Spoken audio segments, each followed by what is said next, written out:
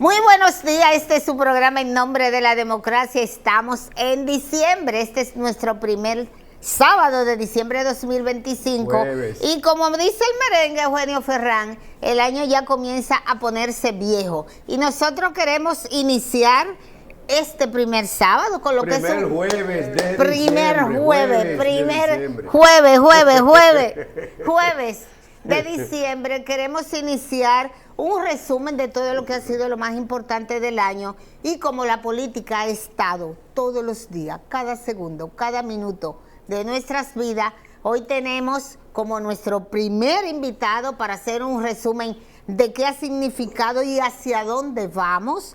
Está nuestro querido Eugenio Ferrán, Leonardo Gil. Él es fuerte. Un consultor internacional, es dominicano.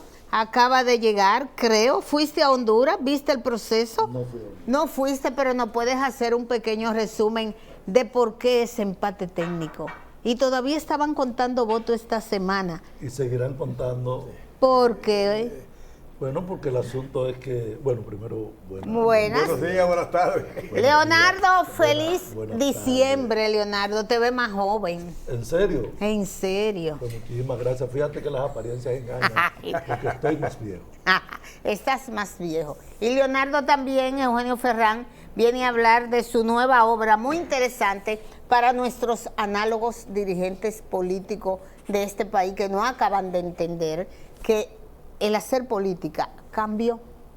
Buenos días, buenas tardes, buenas noches. Buenos días, buenas tardes, buenas noches, Lilian Mateo. De verdad que para nosotros es un grandísimo placer tener en este su programa En Nombre de la Democracia, en este su primer programa del mes de diciembre, ya concluyendo el año 2025, a un hombre de la categoría de análisis del marketing de la política a nivel internacional, Leonardo Gil. A él le damos la bienvenida y vamos a comenzar con lo que te preguntaba Lilia, un pequeñísimo resumen de lo que acabas de ver en Honduras, que el pasado fin de semana celebró sus elecciones y hay aparentemente un empate técnico. Bueno, lo primero es que hubo una participación interesante de la ciudadanía, pero la clase política la cagó. Ya. Porque comenzaron los intereses, se han superpuesto a las institucionalidades y lamentablemente los políticos quieren el poder a como dé lugar, por encima de lo que la gente pueda querer, y eso está generando mucho más desafección en la gente hacia los políticos. Hay un tranque, hay un empate, no un empate, están bien cerca, Lilian, porque el concepto de empate técnico... No, es lo que de los estadísticos llaman, Ahí vi ¿no? que un productor de televisión casi saca 1.000.000 de votos, 788. Sí, porque definitivamente la izquierda quedó muy disminuida, independientemente de lo otro, porque tal vez un 20%, la derecha agarró un 80%, y se están debatiendo entre ellos ahí. Estarán contarán, y podría llamarse a una nueva elección. Dentro de 20 días, de acuerdo a sus reglamentos. O en este transcurso podría definirse. El asunto es que una elección en democracia se gana por un voto más que el oponente tuyo. Ya, claro. Entonces, es uno nada más. Sí, pero hay que seguir. los estadísticos son los que denominan lo que está ocurriendo un empate técnico, porque las diferencias son alrededor de 515 votos, algo así. Sí, pero pero falta más de 3.000 actas por contar. Que el concepto es incorrecto. Es incorrecto. Matemáticamente. No, claro, sí. O sea, Mire el resultado. como técnico. O sea, es empate. Sí, no entiendo. La matemática es una ciencia exacta. Exacto. Bueno, el futuro de Honduras. ¿Habrá nuevas elecciones? Bueno, hay que ver, porque fíjate que hay cosas, por el momento están contando, hay que ver, eso se va a definir más con acuerdos políticos. Que con acuerdos electorales, y hay que ver cómo se desarrolla. Porque tengo entendido que ellos tienen hasta el 30 de diciembre para dar un resultado definitivo ya con todo el escrutinio hecho.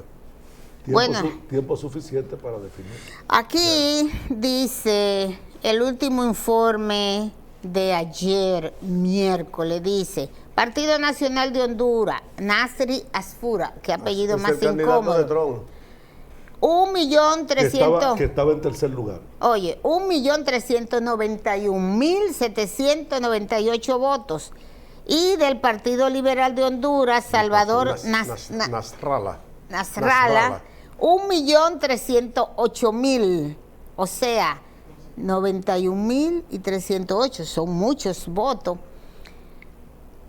1.308.626 votos. O sea que el Partido Nacional de Honduras sigue arriba. Y yo he escuchado a los expertos en política que cuando el oficialismo llega a un empate técnico, ¿a quién le dan el voto? Bueno, lo que pasa es que no hay oficialismo ahí. ¿De acuerdo? Entonces, hay que ver qué sucede, pero vuelvo y te repito, hay muchos poderes fácticos que tienen que ver en una elección y cuando están tan pegadas, pues lo que determina no son los votos que están en las urnas, sino las negociaciones que se hagan en los aposentos. Orlando Gil dice que un 41% de la ciudadanía no Orlando, participó. Me llamo Orlando. Leonardo. Es que ¿tú te acuerdas Tiene del los cables medio periodista cruzados, Orlando Gil? Orlando Gil, sí. Orlando Gil brillante. fue una persona que yo estimaba demasiado y entonces yo nunca le digo a él Leonardo, sino Orlando. Mira, un 41% no participó, pero sí un 59% de la población participó. Entonces, eso es importante. Bueno, como yo creo que vamos a entrar en profundidad al plano de la política local, antes de eso yo quisiera quedarnos todavía un poquitito fuera y como anduviste por Honduras, que veamos brevemente... No estuve en Honduras. Él debe ser honesto, él no estuvo. Él le dio seguimiento como yo. Bien, No estuve en Honduras. No le dio estuvo en seguimiento. Honduras. Entonces yo quisiera ahora pasar de Honduras A a Venezuela y Venezuela. todo lo que está pasando en el Caribe, con esta posición del presidente Donald Trump que tiene militarizado el Caribe bajo el pretexto de combatir el narcotráfico. Se presume que hay una intención seria de atacar a Venezuela militarmente. Otro aspecto es que nuestro país, República Dominicana, acaba de firmar un acuerdo para permitir que aeronaves estadounidenses utilicen parte de la base aérea de San Isidro y parte del Aeropuerto Internacional de las Américas. Entonces, a todo eso se agrega, para que tú hagas el análisis que vas a hacer, que esa campaña y esa política del presidente Trump de combatir el narcotráfico, ahora tiene una contra, porque el mismo presidente Trump acaba de indultar a un hombre que fue presidente de Honduras y que estaba condenado por narcotráfico en Estados Unidos, Juan Orlando Hernández, y él lo acaba de indultar. ¿Hay un motivo real de combatir el narcotráfico o es la intención seria de atacar a Venezuela? Bueno, yo creo que el narcotráfico, después que Inglaterra lo inventó, con la guerra del opio. Excelente artículo que escribiste, ¿sí? Sí, lo inventó. Ha sido excusas claras para hacer de todo. Y fíjate que desde allá estamos combatiendo el narcotráfico, pero resulta que probablemente se combatan un poco los de abajo, porque los de arriba son los que engrosan los bancos. Y los bancos se convierten en lavadores, y los banqueros y los bancos, la finanza, son los que, valga la redundancia, financian la política y los políticos. Entonces es difícil tú decir que por golpe y por raso sea esa, porque la economía disminuye. Son miles de billones de dólares que maneja esa economía informal que se llama narcotráfico. Pero bien, siempre hay que buscar una razón para justificar una acción. Aunque la razón sea una sin razón, justifica una acción. En este caso, hay una acción que está en proceso, que probablemente culmine con varias cosas pueden pasar. Y Estados Unidos ha tomado eso como su bandera, y eso lo justifica, como ha tomado como su bandera Rusia algunas cosas para invadir Ucrania, como han tomado los israelíes una bandera para invadir los palestinos, como en su momento Irak tomó una bandera para invadir Irán, o Irak para invadir a Kuwait. Siempre tiene que haber una razón, aunque sea sin razón, pero es su razón. Yeah. Y eso es lo que le da ocasión a tratar de tomar una acción contra algo o contra alguien. Sí, pero ¿cómo quedamos nosotros parados desde tu punto de vista internacional? República Dominicana. Claro. Bueno, República Dominicana, mira, hay un dicho que nosotros utilizábamos mucho, el que paga manda. República Dominicana es dependiente total económicamente de los Estados Unidos, comenzando por las remesas. O sea, que ya nos convertimos en un muchachito demandado. Es que nunca hemos dejado de serlo. O sea, ¿cuándo no lo hemos sido? Porque tú vemos, no, que el nacionalismo, que la libertad, pero es que, como decían los gringos, la economía es estúpida. Es la economía. Ok, mira, de acuerdo, aceptado. Esta semana lo que se ha debatido a nivel de medios internacionales es si realmente Maduro se va a exiliar o va a pelear. ¿Tu olfato político qué te dice? Bueno, yo creo que lo intentó. Acuérdate, hubo un trazado ayer del avión presidencial que llegó hasta la frontera de Brasil. Eso significa que probablemente se iba, pero probablemente vaya a Turquía por las relaciones que tiene con Erdogan, pero Trump está denegado. Negado a peticiones, porque escuché que Maduro había planteado para exiliarse, para negociar, para aceptar la petición de Estados Unidos, había, digamos, planteado 5 propuestas a su favor.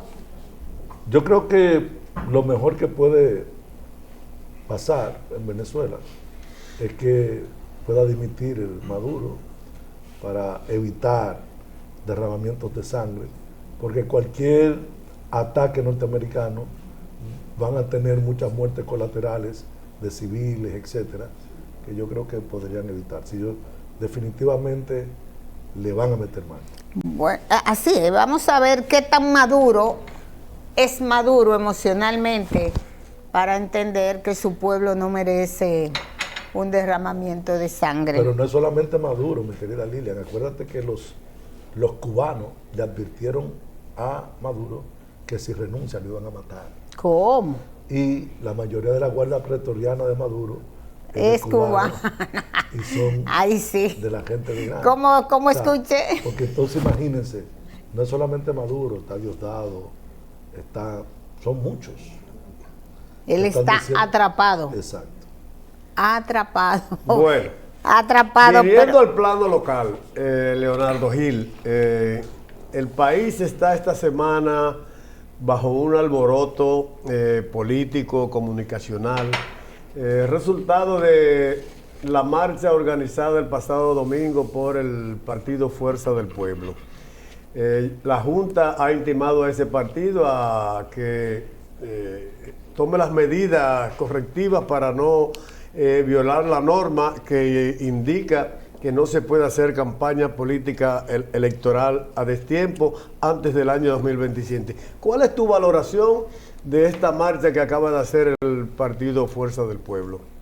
Bueno, primero quiero valorar la Junta, porque la Junta Central Electoral tiene que ponerse los pantalones largos, porque si no hace cumplir, claro, no tiene todas las herramientas, pero hay un fiscal electoral que puedan hacer unas investigaciones del lugar, qué pasó, qué no, porque lamentablemente la clase política que debe ser quien guía, quien orienta y quien cumpla las leyes como ejemplo para la ciudadanía, vive violándola a cada momento. Y realmente no tiene nada de malo, creo que es bueno que Fuerza del Pueblo haya acompañado al pueblo en algunas protestas legítimas. Hasta ahí está bien. Pero el asunto es que no fue eso. El asunto es que fue un mitin cualquiera y que se veían gente contratando guagua, dando picapollo, llenando guagua en los barrios. O sea, como un mitin político. Y entonces se pierde el espíritu de lo que tú querías y consignas en medio que no tenían que ver nada con costo de la vida. Absolutamente. Sino que eran arengas políticas. Leonel, sin ti Sí. se hunde este Entonces, país. no puede ser, o sea, no puede ser. Los políticos tienen que someter, los partidos tienen que someterse a las leyes. Cuando tú ves los partidos, no hay cuentas claras con los partidos, no, solamente una pequeña cúpula dirige, maneja, ponen, quitan, o sea, no puede ser. O sea, como dice el programa de ustedes, ¿cómo vamos a fortalecer la democracia si nuestras instituciones son débiles? Tenemos que tratar de fortalecer nuestras instituciones, porque la única diferencia entre un país rico y un país pobre son sus instituciones. Ya. En los países ricos las instituciones funcionan. En los países nuestros, si queremos salir del subdesarrollo, tenemos que fortalecer nuestras instituciones y que las reglas puedan ser claras e igualitarias para todos. Gil, recibí un informe recientemente sobre la democracia a nivel mundial, 2024-2025, y dice que la democracia en el mundo 2024, los niveles de democracia para el ciudadano promedio del mundo ha vuelto a 1985. Dice, si observamos por medias de países, ha vuelto a 1996. Y la democracia es la que más está perdiendo términos de poder económico. Esta se encuentra en su nivel más bajo en más de 50 años y es una verdadera ola mundial de autocratización. ¿Por qué pasa eso, mi querida? Cuéntame, mi amor, edifícame. Lo primero es que es difícil poder hacer democracia con poco conocimiento o con analfabetismo ciudadano. Es difícil. Pero número dos, cuando nosotros vemos una democracia que la gente espera, hay atributos o cualidades que hacen que un sistema sea democrático. ¿Cuáles son esos atributos? Por ejemplo, la igualdad para todos. O sea, toda democracia tiene como base justicia o igualdad de la ley para todos. Todos somos iguales ante la ley. ¿De acuerdo? Dice la letra. Pero resulta, eso es la democracia. Pero resulta que, yo te pregunto, ¿qué tan iguales somos ante la ley en la República Dominicana? Pero para nada. Bueno, entonces, ahí tú vas poniendo un puntito, bueno, un 10, un 20, un 30, qué sé yo. Valoremos la democracia. O yo te pregunto, nosotros al final somos una república representativa. ¿Por qué? Porque nos manejamos por representación. Pero yo te pregunto, ¿qué tan representada te sientes tú en tu representante?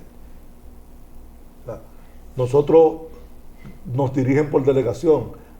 Este que está aquí Yo va absolutamente a ser, ignorada. Desde mi circunscripción. Exacto, ese va a ser tu diputado y ese es tu senador. Ese que está ahí no va a decir lo que él quiera. Él va a decir lo que tú digas que él diga. Porque él es tu representante. Él te representa. Él es tu voz. Él no puede ir ahí a decir lo que él quiera. Es lo que la gente que lo encomendó diga que él diga. Eso es lo que se supone que debe ser. Pero estamos hablando de la democracia. Eso es la representatividad. Nosotros somos una república representativa. ¿Por qué? Porque en la antigua Grecia teníamos una democracia directa. Porque ahí los ciudadanos iban al ágora y todo el mundo se representaba a sí mismo. Y opinaba y hablaba. Segunda Guerra de Revolución Francesa. Y ahora, ¿qué hacemos? Queremos democracia, pero todos no cabemos en el ágora. ¿Qué hacemos? Vamos a hacer una casita que le vamos a llamar Parlamento y ahí te vamos a mandar a ti para que tú representes todo este conglomerado. Entonces tú eres un representante en la casita, porque no cabemos todos. Entonces ahí surge la república representativa. Entonces, todos esos diputados que estaban ahí eran representantes de un conglomerado, que no hablaban por ellos mismos, sino hablaban por boca de los otros. Eso es una república representativa. Yo te pregunto, ¿qué tan representada tú te sientes, Lilian, aquí? Con esas personas. Eso es un atributo. Bueno, ella me puede decir un 20, un 30, lo que sea. Pero otro atributo de la democracia es la rendición de cuentas. Se supone que en democracia debe haber rendición de cuentas. Menos que ocurre. Ahora, ¿qué tanto se rinden las cuentas aquí? Aquí ninguna, la que me conviene, y se la saco a un político cuando estoy en un cargo. Bueno, así sucesivamente nosotros agarramos atributos de democracia. Entonces aquí no tenemos calidad de democracia. Bueno, Sí, creo que es una democracia en no. construcción, pero te estoy diciendo que tenemos que calificarla. o sea, Coño, tenemos 60 años construyendo esa democracia. entonces, ¿qué pasa? La gente entiende que este sistema no le está resolviendo su problema. Porque cuando alguien habla de alguna creencia o alguna filosofía política, que si socialista, que si comunista, que si capitalista, que si fascista, o sea, a la gente ya no le interesa esa vaina. A la gente lo que quiere es quién me va a resolver el problema. De acuerdo, O sea, ¿quién es que me va a resolver mi problema? basado en que a la gente no le interesa ese tipo de método político. Creo que Leonardo Gil le ha regalado al mundo, sobre todo a los análogos de República Dominicana, que cada dirigente político análogo debería de tener este libro, El impacto de la tecnología en las campañas electorales, del meeting al algoritmo. Así es, del meeting al algoritmo, en su almohada y todos los días. Yo te pregunto a ti, ¿cómo es posible lograr ese cambio en República Dominicana? ¿Tú sabes realmente lo que me causó esa marcha del domingo? Obviamente no estuve, pero a través de la pantalla. Pero estamos en otro tiempo. Las nuevas generaciones exigen otro método del mensaje. Sin embargo, aquí queremos seguir los partidos políticos tradicionales insistiendo en un método de llamar la atención al electorado de hace 30 años. Entonces, háblame, ¿cómo puede el impacto de la tecnología identificar a esos tradicionales con esas nuevas generaciones? Porque no creo que para el 28 ese sea el mecanismo más idóneo. Bueno, mira... ¿De verdad? Sí. Ahora mismo, una campaña electoral es un ejercicio de comunicación. Profundo. El que mejor comunique tendrá mayores posibilidades de éxito. Pero resulta que los medios más idóneos para comunicar en este momento ya no son lo que eran. Ya han cambiado. O sea, y ahora tú tienes que ver cómo tú puedes ganar o comunicar en la era digital, en tu elección. Por eso estamos diciendo del meeting, eso que hicieron, al algoritmo. Porque imagínate que ellos lograron impactar 100,000 personas. Pero para eso gastaron, tú puedes estar seguro que esa pequeña marcha debió haber costado más de 300 millones de pesos. Ay, yo iba a decir 50. Más de 300 millones de pesos. ¿En Porque todo serio? organizado. Hoy, ¿tú crees que esos carteles que tenían la gente lo hicieron en el patio de su casa? No. ¿O lo hicieron? No, todo fue organizado, plasmado, las guaguas, Los picapollos, el efectivo, el cuánto van a alcohol. hacer, o sea, como 300 millones. Sin embargo, tú agarras un mensaje potente y con $50 le llega a 5 millones de gente.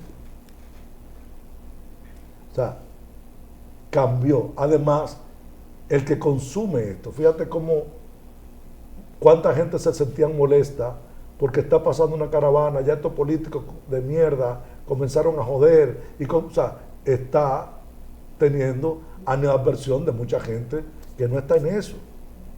Que su problema ahora mismo es que salió esta mañana y no sabía que ahora va a llegar para llevarle comida a los muchachos. O el tipo que concha, que le quitó el tanque de gas a la estufa para ponérsela al carro para dar una vuelta y después venir y traerle algo a la gente. Es Entonces, cierto. esto cambió. Esto cambió. Leonardo. ¿Cómo tú ves el ejercicio comunicacional de la oposición frente al gobierno? ¿Le está dando resultado a la oposición el ejercicio que está haciendo de cuestionamiento a las acciones del gobierno? Bueno, yo creo que ese es su trabajo. No, yo sé que es su trabajo. es Quiero cuestionar. si le está dando el resultado que esperan. Bueno, no sé si es el resultado que esperan, pero yo creo que deben hacerlo de manera más sistemática, más contundente, porque realmente necesitamos un equilibrio en nuestra democracia y necesitamos veedores de nuestra democracia. Y la oposición está llamada a formar parte importante, junto con la sociedad civil, de eso. O sea, tiene que haber un balance en él. Porque si tú dejas al gobierno solo, sin cuestionamiento, pues entonces puede descarrilarse todo esto. Leonardo, hay algunos sectores, algunos ciudadanos y también panelistas y comunicadores que entienden que nosotros tenemos una especie de vacío político porque no hay una muestra de que esté surgiendo un líder que nos encamine por nuevas vías. Y el 28 está muy cerca. Y los partidos tradicionales están en más de lo mismo. Y la oposición no ha sacado la cabeza, desde mi punto de vista. ¿A qué tú crees realmente que se debe que tengamos ese supuesto vacío? Porque es posible que todos estemos equivocados. Y si realmente de la noche a la mañana de que puede surgir un líder que llene las expectativas que dejaron vacía esa dirigencia tradicionalista dominicana. Bueno, yo creo que ciertamente estamos en lo tradicional. Estamos viendo mucha vieja política en cuerpos jóvenes. ¿Y cuáles son los cuerpos jóvenes? Los jóvenes que están activando en política, pero con la misma metodología de la vieja política, en la que no hay una novedad real, no hay una propuesta impactante, una propuesta que la gente diga, no hay una narrativa. Tú te preguntas, vean acá, de lo que están aspirando, ¿cuáles son sus narrativas? ¿Qué dicen? O sea, ¿qué proponen para el país? No existe, simplemente es el mismo clientelismo basado en dádivas, etcétera, y otras personas que simplemente tienen simpatía por alguien.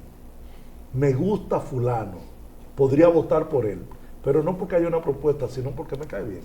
No, realmente aquí la propuesta toda la tiraron al zafacón. Señores, vamos a una pausa y en breve retornamos para que Leonardo Gil nos informe sobre esta locura de modificación constitucional para darle paso a Danilo Medina.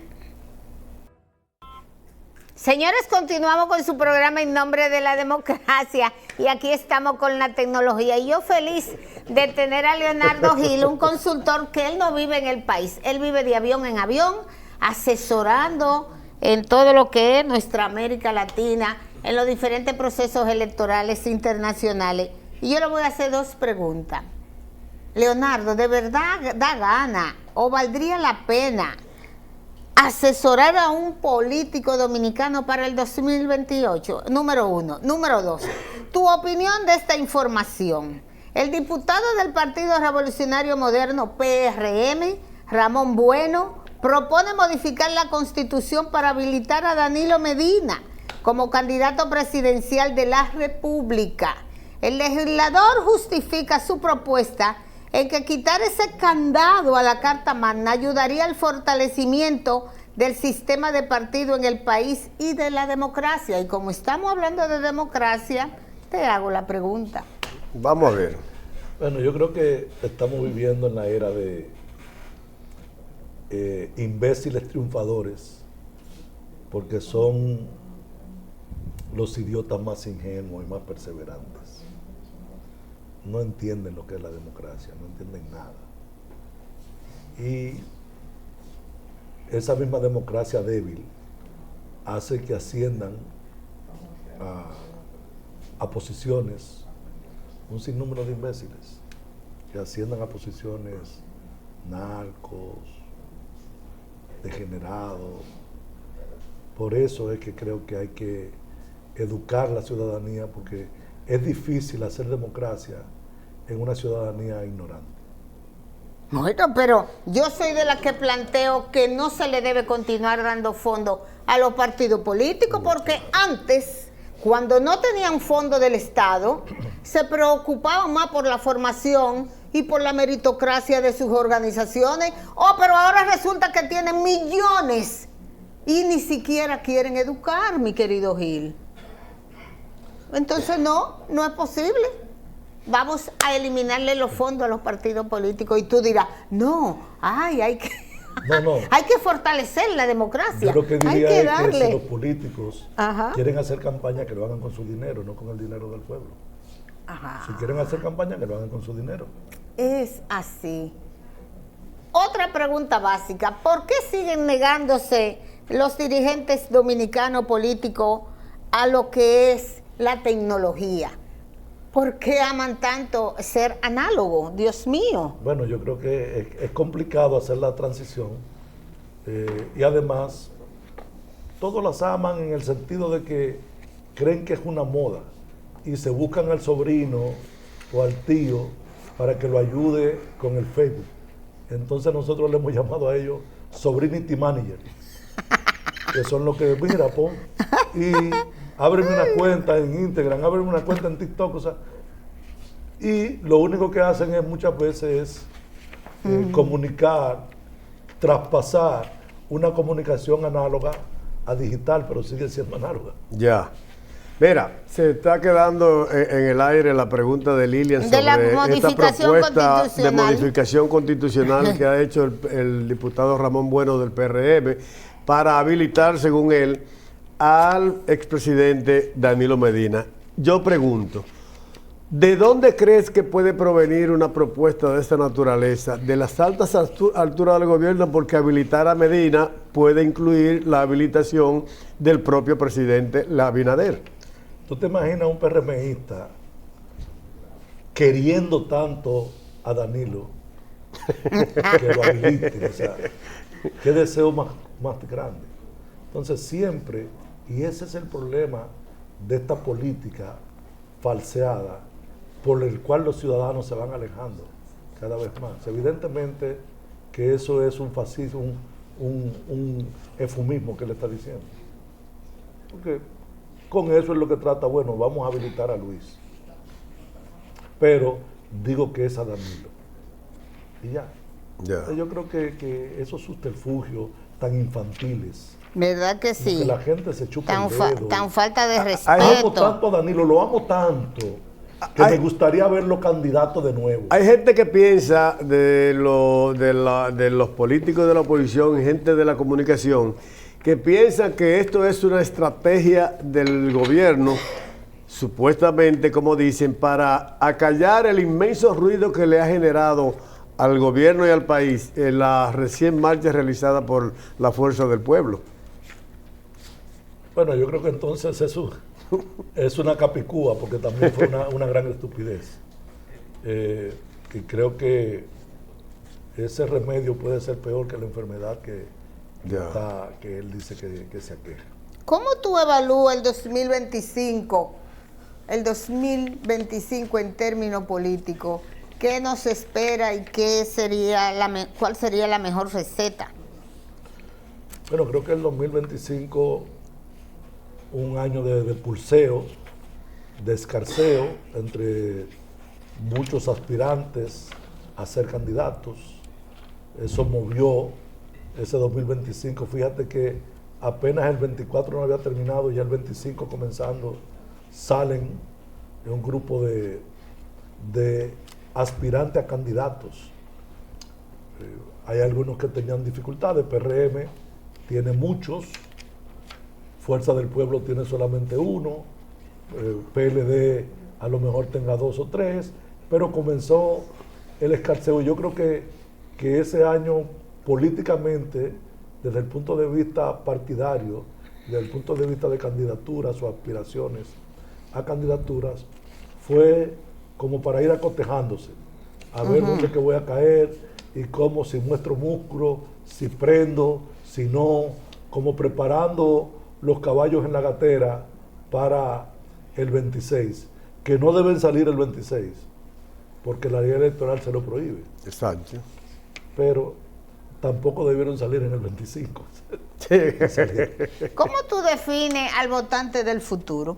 Si tenemos 2,5 millones de nuevos votantes realmente para el 28. Bueno, el votante del futuro, mi querida Lilian, es un votante definitivamente... Díselo eso análogo. Más racional, Ajá. más analítico, más informado, está más difícil de engañarle, más comunicado, más crítico. Entonces, creo que es un votante diferente, que amerita narrativas diferentes, amerita medios de contactos diferentes, propuestas diferentes, o sea, totalmente diferente. Creo que si utilizamos las herramientas de hoy para persuadir a ese votante, estaremos golpeando al aire. Desde tu punto de vista analítico como consultor internacional, ¿existe la oposición en República Dominicana? Lo que le llaman oposición.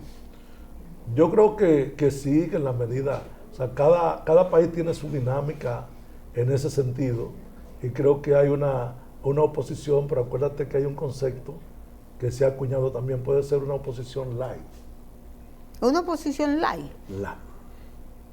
¿Tú sabes lo que son los light? Claro. No los like. No, Sino no los like que yo quiero No en los mi me gusta. muro, sino los like que termina en GTH. Pero, Aquellas Lilian, personas... está fuerte tú en inglés.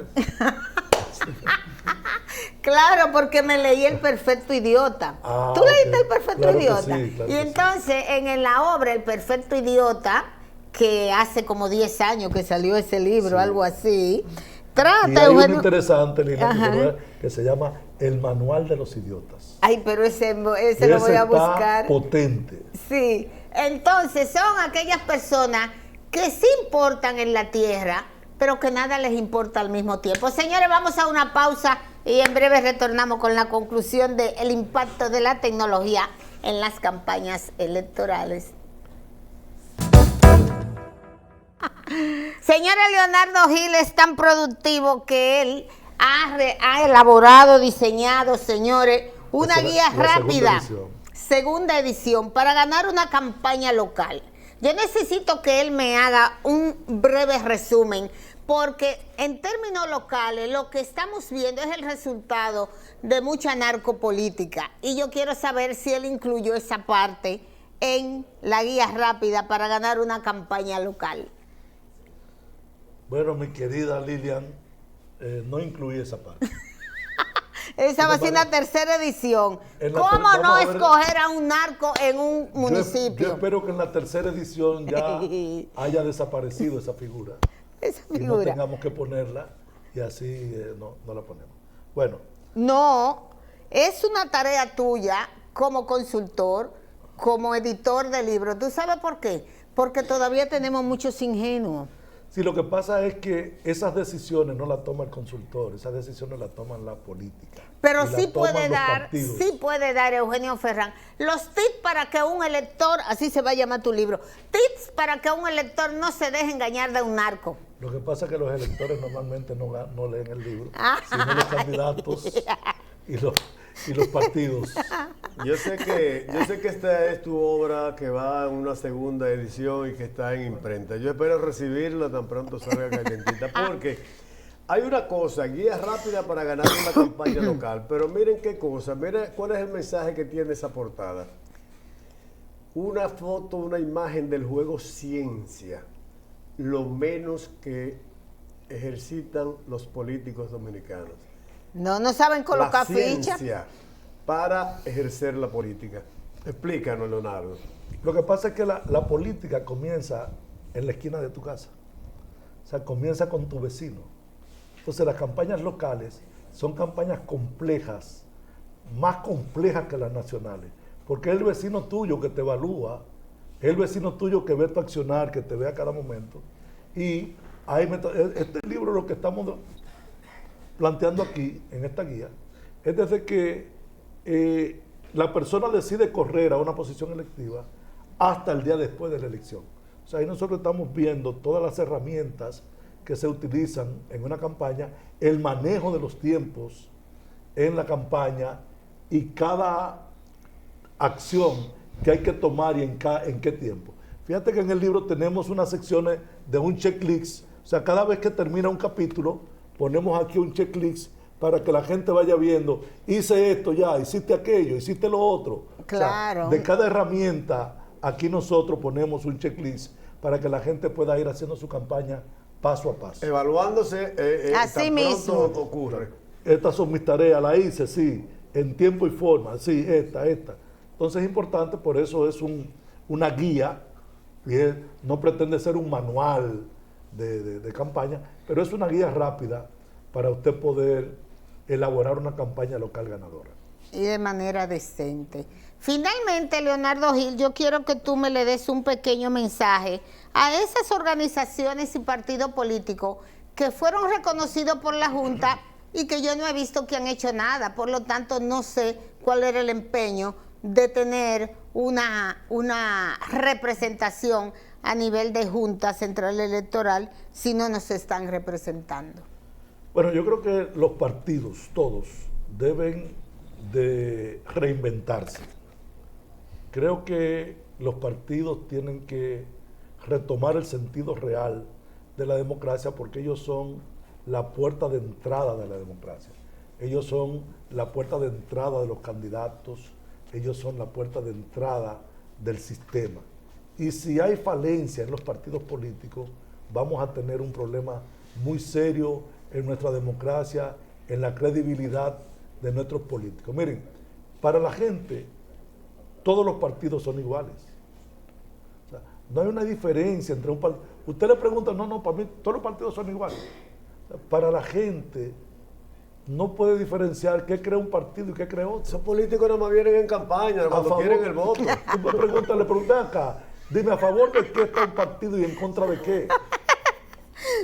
Bueno. Leonardo Gil, me encantó tenerte en nombre de la democracia. Ahí están los atributos de la democracia. Yo quisiera hay que hacerle un checklist. Yo quisiera comprometerlo porque la conversación de la política dominicana Enfócalo con Leonardo ahí. Gil queda muy cortita. Así que él Sí, tiene es que venir verdad. a un próximo programa. Si no en este mes, comenzando el año. Así es. Señores, gracias. Este ha sido su programa en nombre de la democracia. Todos los que aspiran a ser candidato y quieren estar en la boleta, pues compren esta guía para ganar una campaña local. Es su manual para llegar a donde usted quiera. Hasta el próximo jueves.